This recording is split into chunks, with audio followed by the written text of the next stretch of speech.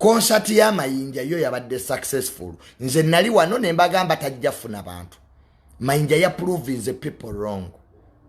Era Ronald Mayinja bwoba okomyewo mu bantu nga abantu bazze ne bakuwagira we baba bajja ebyaddala complain stories zigamba nti ticket abamu babagulira ngulire. But all in all, Mayinja concert ye yali y'amaanyi. Kwaliko abanene prime minister yaliyo, General Damulira yaliyo, kwaliko ba minister banaluna Kasolo yaliyo, owa Kampala yaliyo. So by the way, Mayinja one proving the wrong. Era for the very first time njagala okwetonda analysis yange je nawa ku kivulu kya Ronald Mayinja teyali ntuufu. Nabagamba tajja funa bantu yabafuna. So I really want to apologize. Mayinja, you proved me wrong. Kan nali manyi obutebe bugenda sigaranga bukalu. But thank God you had a very, very wonderful concert. Abayimbi abamanyi bajja. Papa Misa Namulabako, Kamiri yaliyo, Bebe Kuru yaliyo. Njagala okwebaza abate concert ya Ronald Mayinja for the organization. Tewaliwo kwekuba, tewaliwo kubba masimu, tewaliwo kusika muguwa, tewaliwo, there was no chaos. Mayinja concert yo yali very organized. Abantu bali banja abamu ne babagalira n'ebweru. Zagenda wera sawe emu nga Serena ejjudde.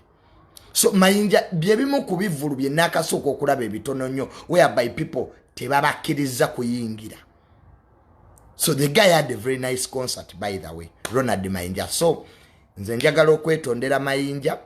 You proved me wrong.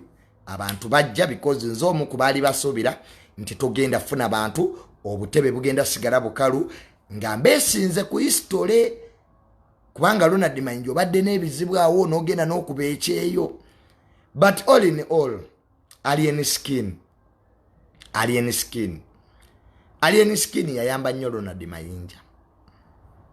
Era waliwo ebiseera Ronald Mayinja we yali aweddemu essuubi n'agenda ebweru akuba ekyeyo ne alien skin n'amuyamba n'amuza ku map. So alien skin nawe tukwebaza olw'okuba nti owadde abantu opportunity. Abayimbi bangi we bafuna amanya bafuuka ekirala baba tebaagala mmanya. Ne alien skin weebale butavoola Ronald Mayinja. Nina abayimbi wano ng'abamu tebagaana kwekubya bifaananyi na Ronald Mayinja. Naye bw'aba Katonda yamuwadde second chance, Abannayuganda ne bajja ne bamulaba, abamu ne bafikka n'okufikka kwa abaasigala ebweru be bangi ate okusinga abaali munda. So all that is God's favor. So nze kyobula nzikiriza mu bulamu buno omuntu alina control ku bulamu bwaffe ye Katonda, ye Allah. Kale Ronald Mayinja watuswaza. You ashamed me, you had the people. So zezimu ku analysis ze nakasooka okukola ne zitatuukirira. I really want to apologize to Ronald Mayinja. So concert yali yakabi maanyi, abantu bajja, abayimbi bajja, kintu kyali kyamaanyi. Ronald Mayinja ekintu wakiwanika. It was a shock to me. It was a shock. Tuwaina attendance bwetyo. So alien skin naye input yetu mwebaza n'abayimbi. Kamiri yakuba awombwa. Kamiri wayimba bulungi. Omanyi Chameleon oyina talent. Chameleon bwakwata ku muzindaalo duka. Chameleon can sing. N'abayimbi abalala abamisaaki bayimba bulungi. Sagala bamalamu manyi. But the show was very organized. Very organized.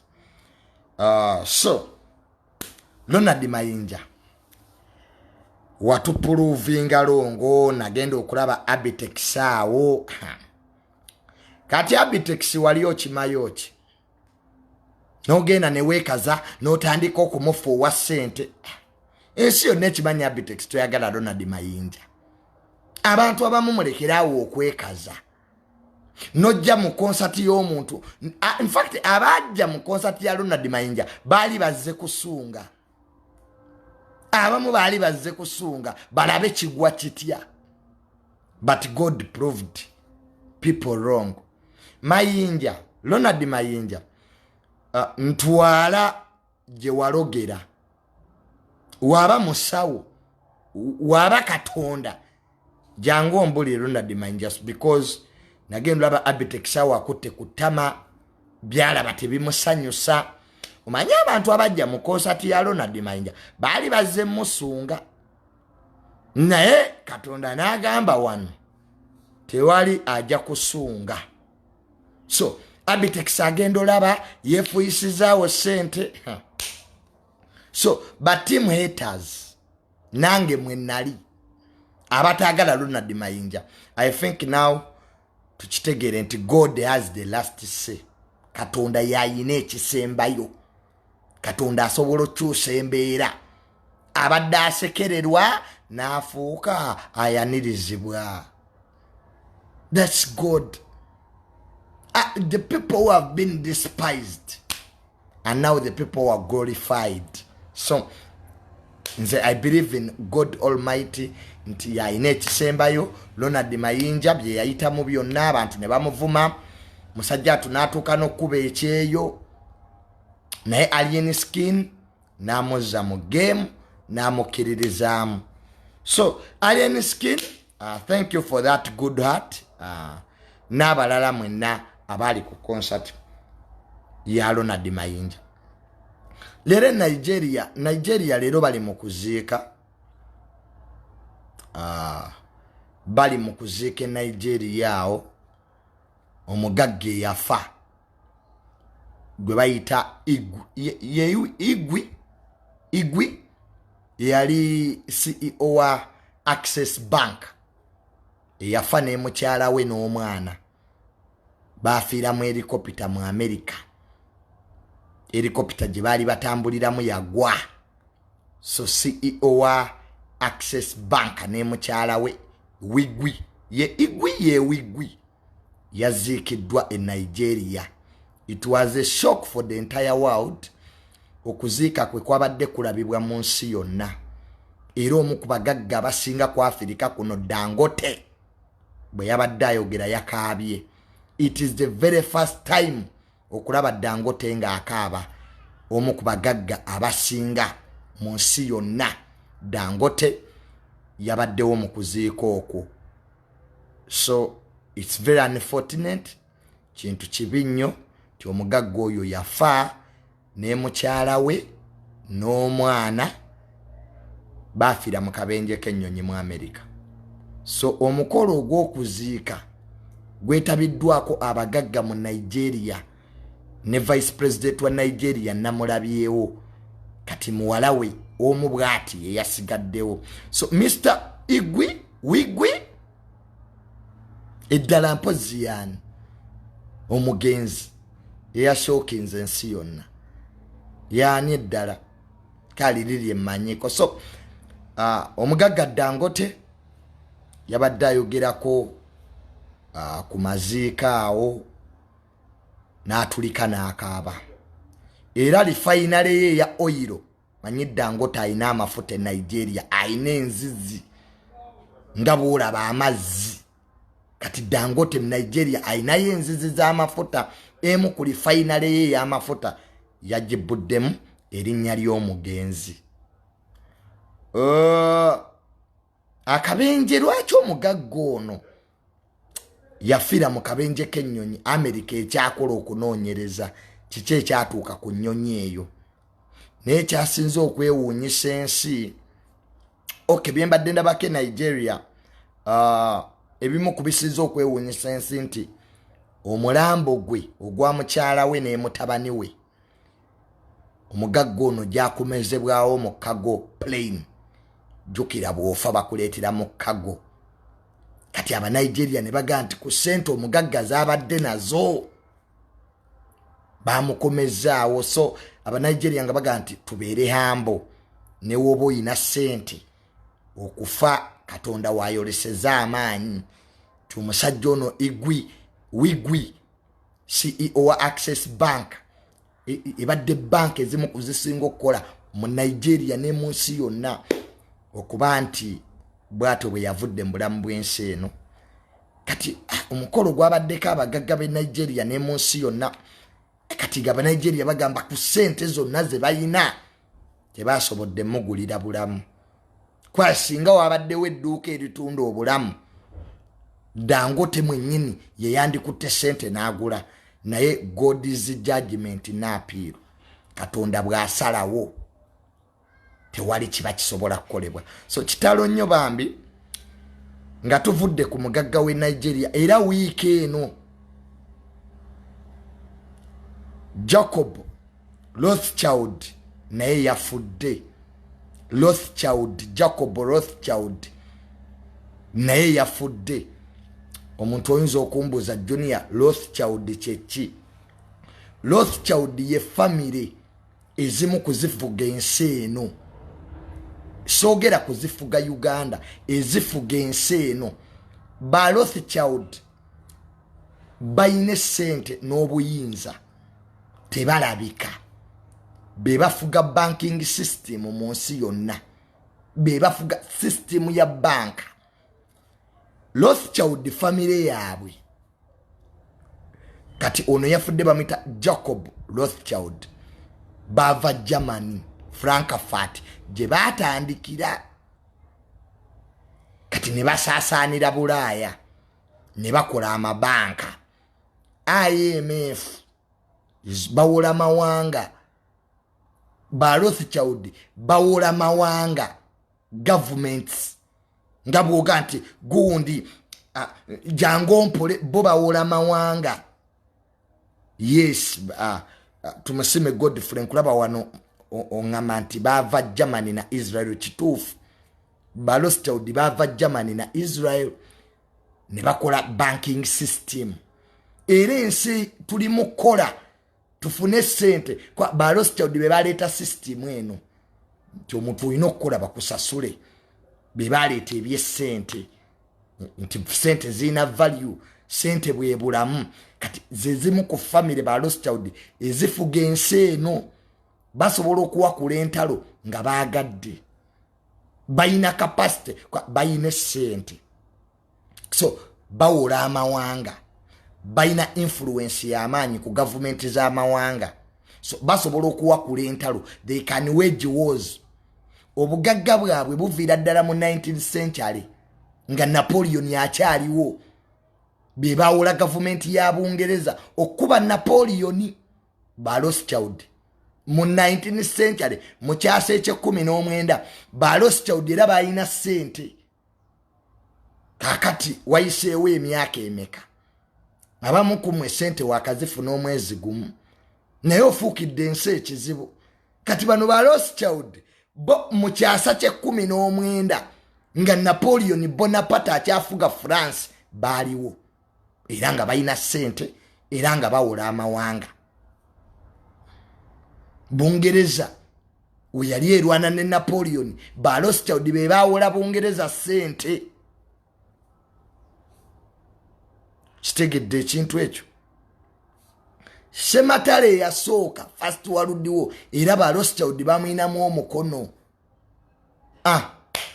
So bagagga nnyo Jacob Rothschild eyabadde abeera e Bungereza yafudde.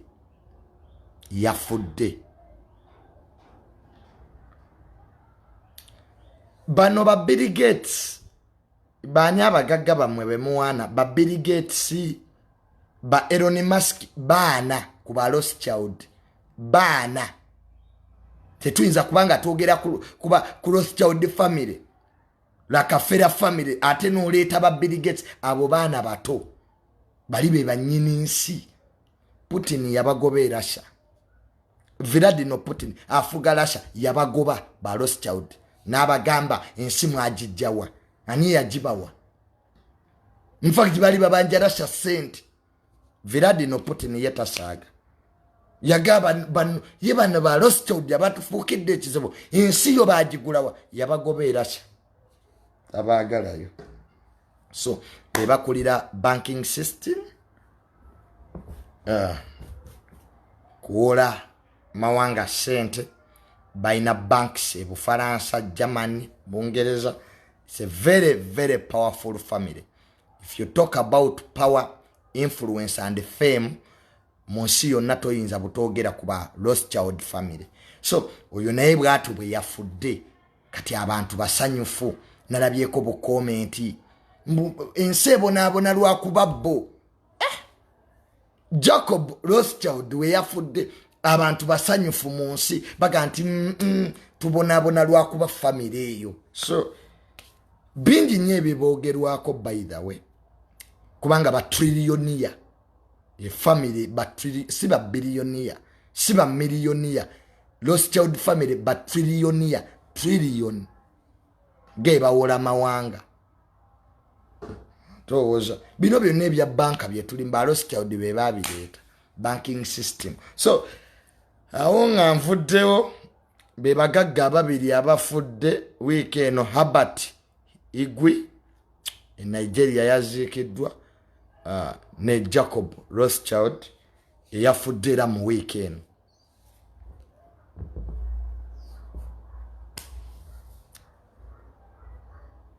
Oroza Spice Diana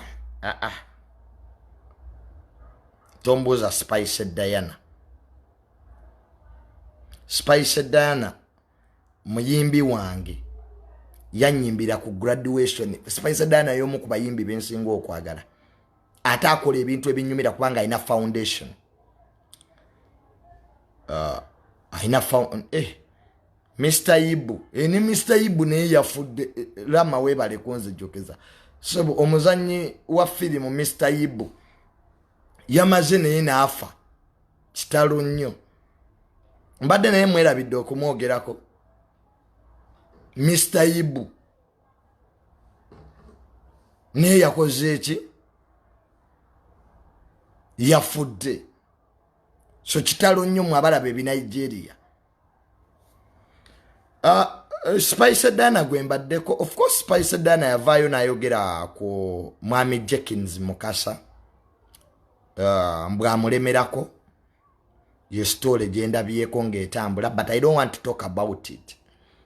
Ulwachi sagala jogerako because Spice muyimbi wange mwagala nnyo. Bwe nalina graduation yange Spice yajja nanyimbira ate ku bwerere.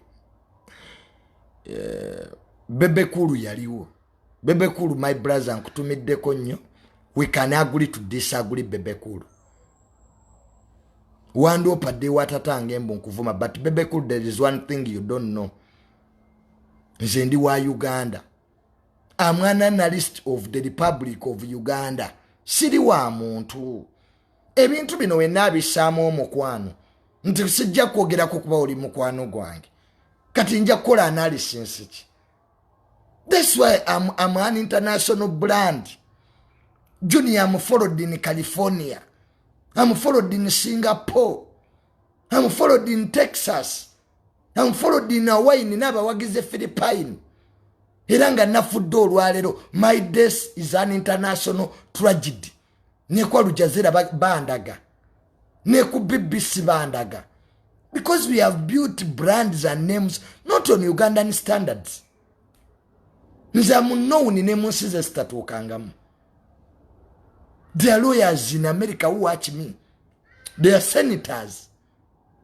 The problem of Ugandans, you want to put us down. People watching from Canada. Nze siri nyangako Canada. Ne Montuli yosimanyi wefanana. I've never been to Boston. People writing here. So nze siri kwa African standards. I'm an international brand. Elabwe enfa kati BBC mbika. Al Jazeera. Technocrat Jr has died. Kwa Al Jazeera ba breaking news. So bwetu bibagamba. Nga mulete nugu. Okitegera, but this is a truth. Gano ge mazima. So nze abayimbi musanze ebizibu nange because wano segulwa tewaliyo sente zigula integrity yange. mukuru wange hamu yaŋŋamba omanyi muwerako nnyo example kwata ajja kunnyigira muganda wange mukuru wange hamu y'omu ku balina essente wano si y'omu ku basinga essente ayina empya n'enkadde ekibuga kyonna Kampala toyinza kutambula street bbiri nga tulabye hamu towers naye yaŋŋamba nti my brother tokkirizanga ssente okukyusa integrity yo. Don't allow money to ever change your integrity.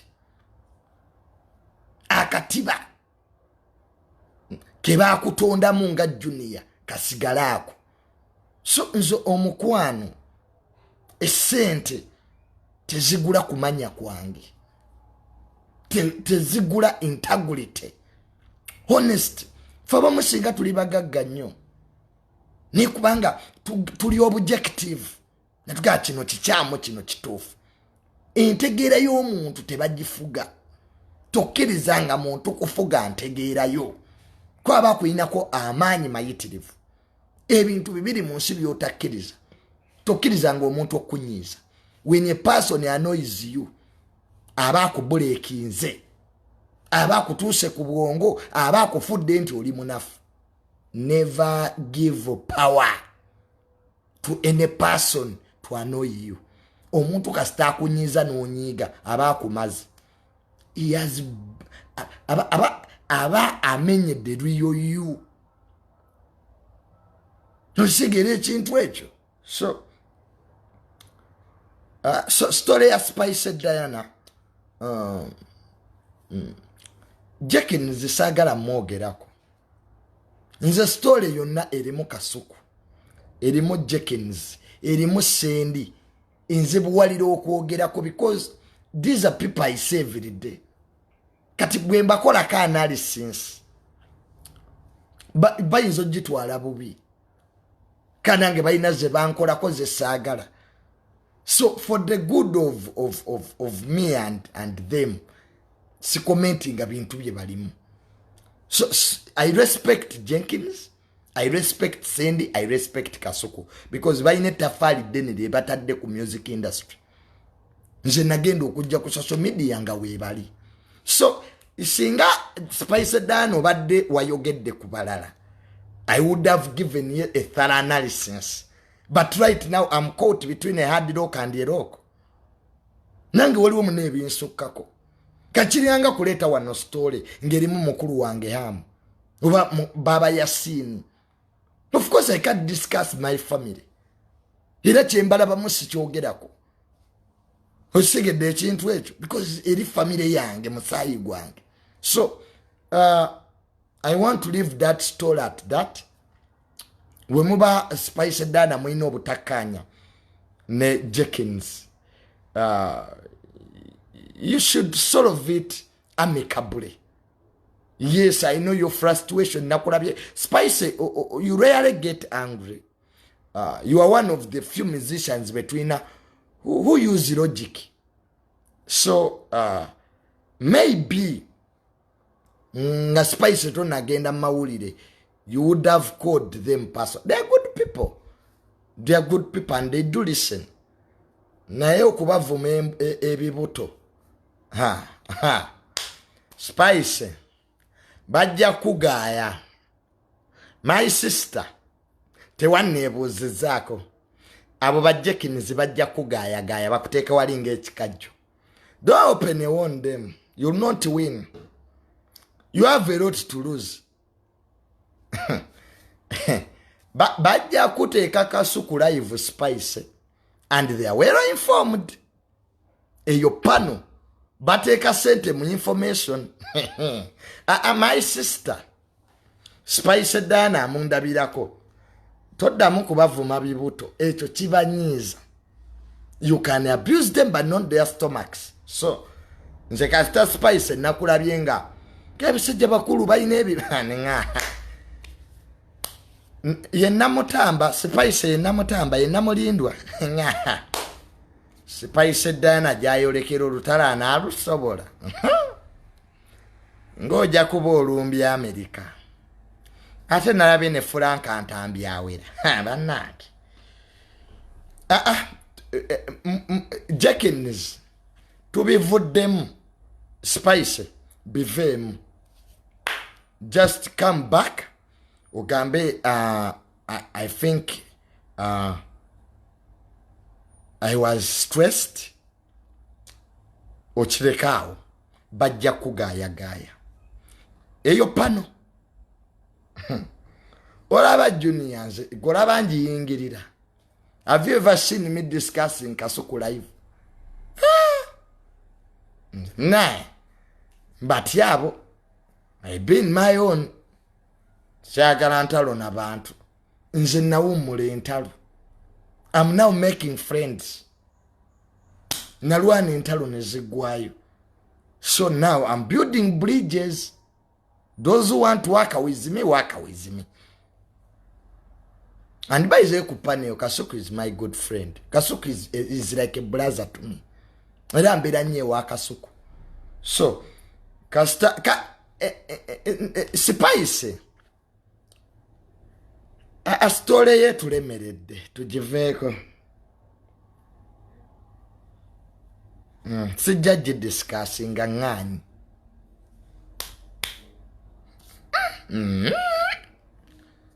Enzo kutankula wane ebintu ntubaleke balwana entalo zaabwe sikyagalwana ntalo nalwanira wana abagagga entalo abambalina mu America tewali kye bampa kasita bagaggawala ebikono ne bitandika kyobanze Junior bwojja n'ongamba mboyagala nkupromoting nga tusayininga endagaano. So many times tukoledde abantu wano tuwanya abantu bafunye sente ne batwerabira omuntu n'akubulakalistinga n'abanga katabangako mukwano gwo. So nze I've learned from experience. Era kasitante uganti Junior nze njagala ompromoting ku social media nga tuwandiika agreement n'ebino ebyokukolera abantu nowaana omuntu nti omuntu mugagga wamanga ne bank account ze tozirabangako ne kwa mukwano gwo.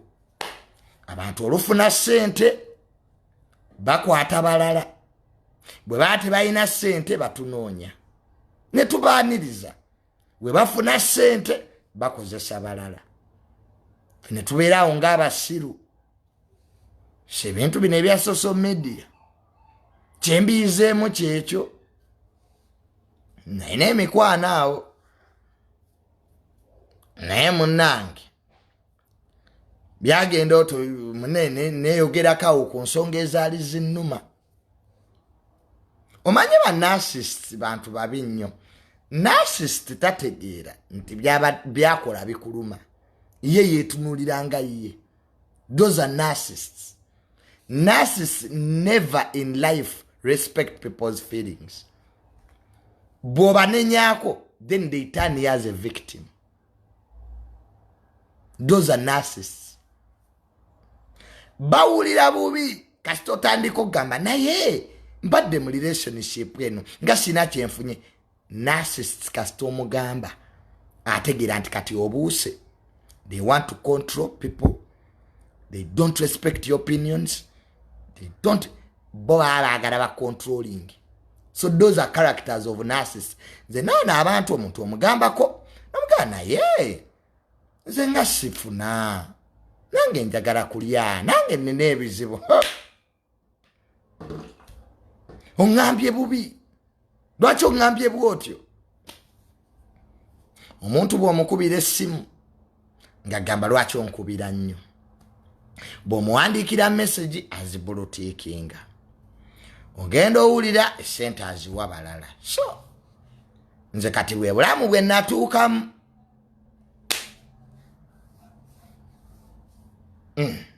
sikyesiba ku bantu. Sikyesiba ku bantu baana ba maama. Ffe twegulize ku bantu. Omunayagala omukombe n'ennyuma. Nogenda okuzula muno gana ekikyenyi ekinzita. Lwaki sinoonya ssente ezange? Now I'm looking for my money. Okwegula ku bantu. Omuntu agamba oluko oluyuleeta. I will call you tomorrow. I will call you right back. Nange bankolingeko. I want people nange to start calling me. No muntu n'osoma ebizibu byo. Nobula okutukira ku simu. Because of what? Failure to work. Let's go and work. Bane tunoonye sente. Naawe okyakwatira abantu ensawo. Tubajja kujooga abantu bamanyira. Wano buli omu anoonyaayo gw'ajooga. Buli omu anoonyaayo gw'ajooga.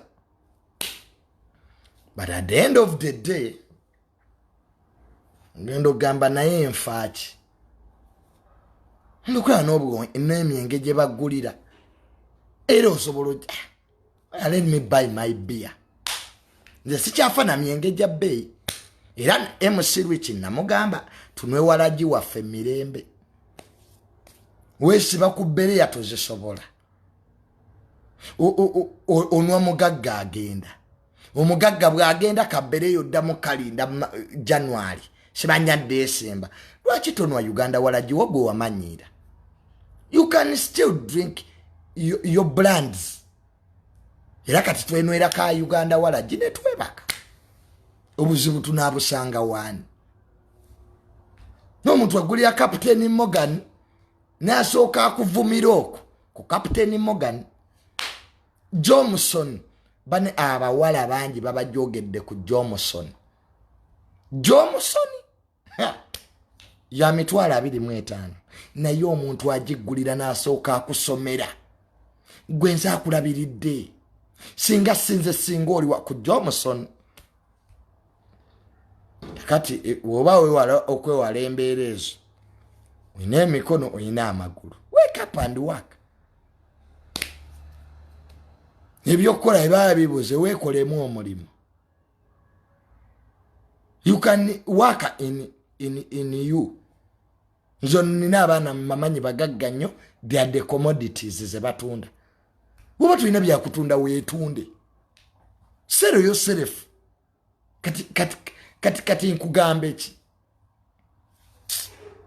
Naye oli mukazi oli eyo olabika bubi. Mweyerusiza bamumeze ebipapi mu bisambi. Ozo omusajja yambula. Noonya musajja alina sente goziina mu ngalabi ye ey'omutwe. Oyina sente. Ewamwe eriyo dokita. Nga tonnaba kunoonya dokita. Ewamwe eriyo dokita. Jjajjawo yaliko looya. Start looking for abantu bemwenkanya nabentegeera. Woba oli mukyala ng'oliyo nga naawe toyina sente. Noonya ababoda. Tandikira mu abo. Mw'onajja kapita atakutwala mu babbenzi. Ne oyagala babbenzi. Omanyi benzi sente zeegula gwe. I want a rich man. Huh? You want a rich what? In your family, Mugag. Before you look for rich men who resembles that man in the entire Kiran.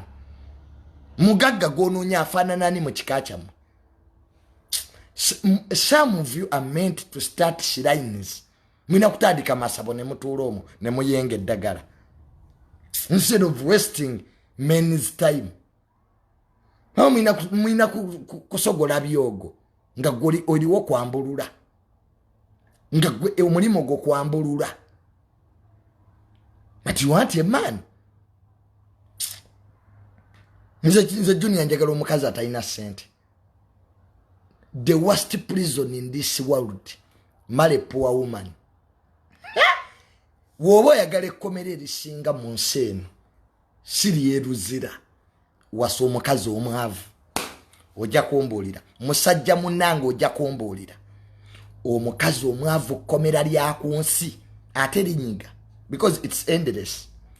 Eruzira weebakayo emyaka gyo ne giggwako. Omukazi omwavu yulusafa endlessly. Bamanyira. Bajooga. Tebaagala kukola. Famire zaabwe teziina mpisa. They see you as a bank. Abaya akamala okukubira essimu mukyalawo. Nazaalawo n'akuba. Nazaalawo abaya akamala kojja wa mukazi wo n'akuba. Kojja wa mukazi wo abaya akamala ba obibe ne bakuba. You end up You know, omanye enkwa nga zikusakinga. That's how you will become. Nze omukazi omwavu, don't even bother calling me. Gwe mwana kwegala kunkola ki? Nze mbeera mu bwavu nze. Poverty. Nze saagala bwavu n'okubuwunyirizaako abuleeta. Omanyi waliwo abantu nga baavu nga n'obwavu bubawunyako. Nga newe kuba perfume you still smell poverty. Don't come near me. Ebyo mbujjo ni nina amazzi okola mulenzo oli. Okola ministry ya water. Mbo omwalo omusanga nombuza, what do you bring on the table? Kiki ky'oleeta ku mmeeza? Mbu nina amazzi, mbu simanya nkaaba bulungi mu buliri, mbu nasika. You know, poor women have stupid, idiotic references. Kwerege buli musajja anoonya mazzi. Who has told you that? Who has told you that all men are interested into sexy circumference? Kaisi Junior chazanya sex for fun. I have things to do. I can't stay in bed for an hour. I have to be in the office. I have to sign people's land titles. I have things I'm doing. Nino kubalancing amaduka gange. Mukuru wange amuge yampa. So that's for poor people. Musima Junior toina maanyi ga kisajja. You see, poor women. Bayinza n'okumakinga to run from Kampala to Masaka in this guise of looking for amaanyi g'ekisajja. I don't know anyaga pima. Anya pima amaanyi g'ekisajja. Wawe gatandikira newe gakoma. I don't know. Is there a machine in this country? Epima amaanyi g'ekisajja. Gaga ekikazi go galiwa. Because I keep on hearing toina maanyi ga kisajja, toina maanyi ga maanyi g'ekikazi galiwa. Where is women power? Kwa mustyle ezimu ezawuliri. Wetagisa wa amaanyi g'ekikazi gwogayina. Nze wano nina omuwala gwe nali naye. Ne muga kati nange kandabe ku maanyi gaga ekikazi. Ne muga adda waggulu. Yamala yeddakiika ezo n'agwa wali. I told her, step on top. Ndabe amaanyi gaga ekikazi. The woman could not spend 3 minutes. So, before you blame men that they don't have manpower, namwe abakazi mufune women power. Ate mufune ne machine ezibimeasuringa. I keep getting messages from women. Omanya abakazi abatalina sente muyina obudde. Ompandikira message kumacha, nonziramu ku 7, nonziramu ku 11. Where do you get that time from? Like, you can write one message and wait for reply. Omuwala omwavu takulinda nakuddamu message. Arawandise nya. Hi Junior, are you fine? Where are you? I'm Nakanwaji. I'm in Saudi Arabia. My mother really mad. Yeah, today I set money to Chirudu. They tell you problems in their family. Ngatobi basabi. Nakamba, please stop it. They always tell them, can you please stop it? I'm not interested. Na yo mukazi innocent awandika statement ejo. Hi Mr. Mirundi. Nakomaawo. It has a messages ensinga okuddamu one statement. Manyona ino omulamu. I don't answer messages nga ziri nyanga siddamu. Omanya omukazi omugagga bw'omulabira bajja mu WhatsApp awandika ekintu ekyo. Hi Mr. Mirundi. Nakomaawo. Ne bw'otwala ennaku 3 nga tomuddamu taddamu.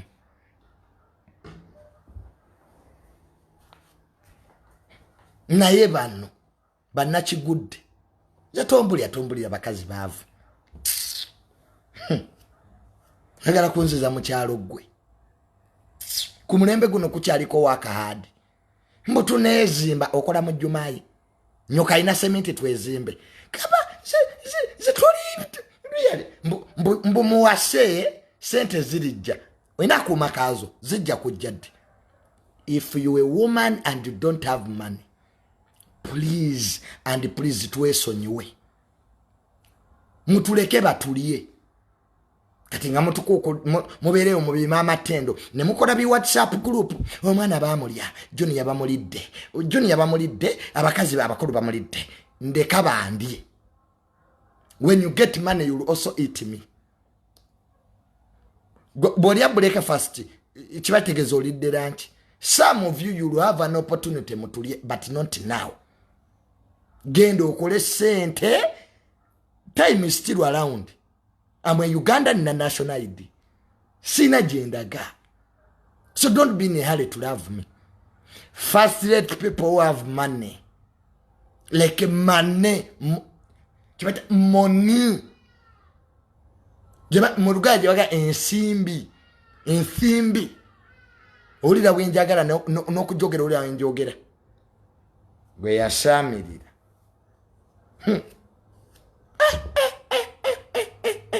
Ate abakazi abaavu mugayanye ebinyebwa mu mmotoka.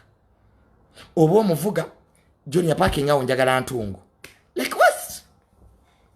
Kamba buzeeko. Like lwaki mugaye ebinyebwa? Nyebuno buhard nuts.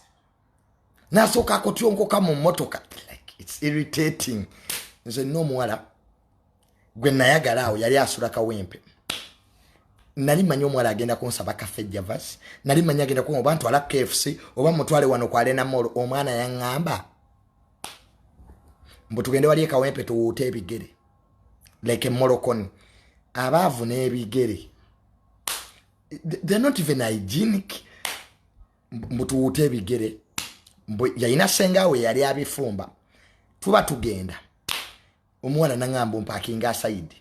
Tewali una parking kaleri wenga wojimanyi agenze gula binyebwa. Bwe yagula ebinyebwa naguliyako ne simu entungo. I remember naguliyako ne kaliyamu. Nebuno buhadi nuts so bwali angabo kontuka. Omwana yakotyonkokera mu motoka yake. Bwabuluma bwe bwatukira eno. Bwabuluma mbulira mukutu. Nengare era ono gwe naguddeko. Nga tayina class at all. She didn't have any decency, any class. Oba mukyalo yavirayo ku birole banange girls. Ata women. Era abadde mukuza women nzidde. Abanna. You really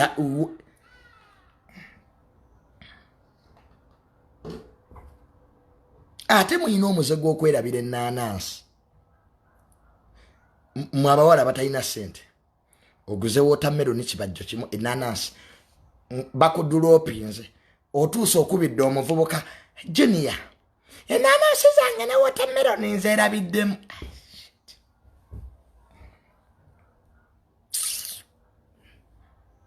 Abakazi abalina sente agamba nti kadi yange ya banka njerabiddemu. Go to the bank and withdraw money. You bring it tomorrow. Bano berabiramu nanasi na watermelon. And you want me to give you platform. Malirize ne story ya mpuga. Ezo hadikoni zezo. Banango kuzibwa atukira mu motoka yange. Like if motoka zetuvuga za bei. They are sound sensitive. They are sound proof. Kati oliremu ebinyebwa. Obinyebwa webibaluka. Wali emotoka bwendaga low pressure. Low tire pressure kumbe gwa baluliramu ebinyebwa. Nzaba wala bebbeyi bendabye like omuwala akuyita nagamba Junior, I want us to go to a date. Ennaku zino balina akafeeyo gye batutwala bajita batya what is the state ibayitayo batya nammwe waliyo ebbaala eyo mu state. Is it quality? Oba bajita quality accurate batutwala mu accurate ennaku zino. Abaana batutwala mu accurate. Accurate waliyo ebbaala eyo munda. Omwana nakutwala mu accurate toyina kyosasula. abana babagagga, they have this demeanor in them. Baleeta ebintu ne babijjuza table. Ne mulya, ne munwa, mutima gongo gabano banyenda kusasuza ki. Omwana ajjayo kaadi. Abana babagagga bayina buwaleti oberamu kaadi za banka. Abana ATM nganya. Nagamba oba today pay using what? Centenary mwali, Barclays mwali. Bagala Barclays enaku zino mbweri international. Stand big. Omwana ayina stand big, ayina Centenary, ayina Barclays. Oba pay using what? Nogaba nempedde. Asikulapinga munno gumu bwe guti. Ka message ne kajja ataba yakamala okwogera tata we nakuba. Hi Linda, hi Dad. I'm driving this Mercedes Benz, but the mechanic has told me to put in those shocks it will be 20M. Noliranga woli ojugumidde. Ononya $5,000,000 kumala bizibu byo, omuwala goguddeko akubira kitaawa amugamba, mbu makanika amugambye oteeka mu shoko za Benz $2,000,000. Kati gwo munaku nakanwaji oli mu inbox yangu malako mirembe. Why don't you wait? Ni malirize ekyomuwala ono. Ataba naku bana balaba naku mumanyira. Omuntu wabera ku date n'omwana w'omugagga wokubira essimu. That's when you call. Okituka ekisimu tochituge wojijja kajja kulowooza girlfriend. No yagala obeere transparent ogiteeke mu loud. Banange nze kyovula sirigenda ku date na simu. I will never go to any date again with the phone. Bane simu ziswaza abantu. Bakubira. Nogamba obanji nyige, obanji jjako, ninga bwojijjako kwa erinnya lyeraze wali. Nogamba omanyi kanjiteeke mu loud abeere bambi alime kutegeera nti n'omuntu. Echiwala chibi kizibu nga kikuba. Joni obedda nkukubira amasimu nga yatoka kwata obedda nkunoonya. Kakati kankubulire kondomu ze twakozesa luli wasigazaawo emunono yankutukira bane nowulira ng'ofa. Lekino mugamba nze omwana yankubira kesimu nangamba mbu kondomu emu mbu yamukutukiramu.